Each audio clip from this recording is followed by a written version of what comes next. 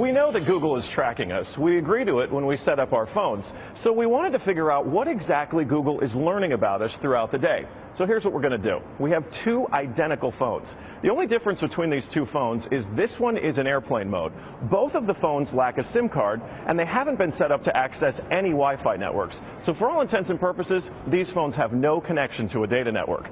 We're going to keep them with us throughout the day. And while I travel around D.C., we're going to figure out just what Google is finding out about me. Our first stop, Sim's convenience store, just outside our Fox bureau, for a quick coffee. From there, we took a walk to the Capitol and took a quick walk around the Senate office buildings, and then decided to hop in a car and head around town. Hello. We're going to the Children's Hospital, please.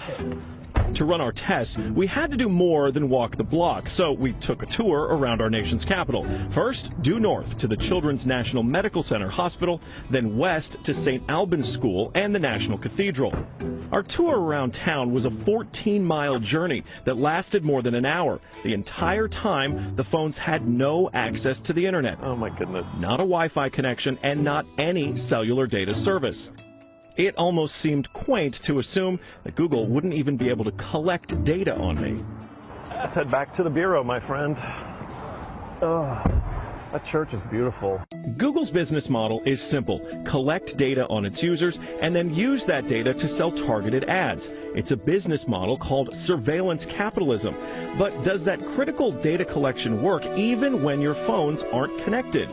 So we're back here at our Fox Bureau in D.C., and we've got both of our phones exactly how we left with them. The only difference, really, I snapped a couple of bad selfies at the National Cathedral. But otherwise, they have stayed in my pocket for the entire day. So let's find out what they know. This is our man-in-the-middle device. It's basically a Wi-Fi network that these phones are going to connect to once we turn their Wi-Fi on. It's going to pass data through it on the way to Google. But on the way, we're actually going to get a copy of the same data that Google's going to get. We'll be able to decrypt it and then find out where we've been throughout the day. Within minutes, the numbers rolled in. The phone that wasn't on airplane mode registered more than 100 locations, 130 activities, and even 152 barometric readings. As soon as it hooked up to our Wi-Fi, it transmitted 300 kilobytes of data straight to Google. The phone even logged our exact locations, tracking us all around town, the Capitol, the hospital, the school, and the cathedral. Now you may notice what's missing here is the exact route that we took, but it got that data too. It knows when I got out of the car. The metadata has a time log down to the very second, tracking everything when they think that you're walking, riding, and yes, even getting out of the car. Okay, so you're thinking, this isn't a big deal. I'll just put my phone in airplane mode. Yeah, we thought of that too. This is the other phone that we had with us that no SIM card also remained in airplane mode the entire time. Let's see what kind of data it captured. The phone with airplane mode activated actually logged more locations and activities than the other phone, and it also transferred hundreds of kilobytes of data to Google as soon as it was activated. The only thing that's missing from this map is our stop at the Children's Hospital, but it still knows we were there. There it is. Exiting vehicle, 100% accuracy.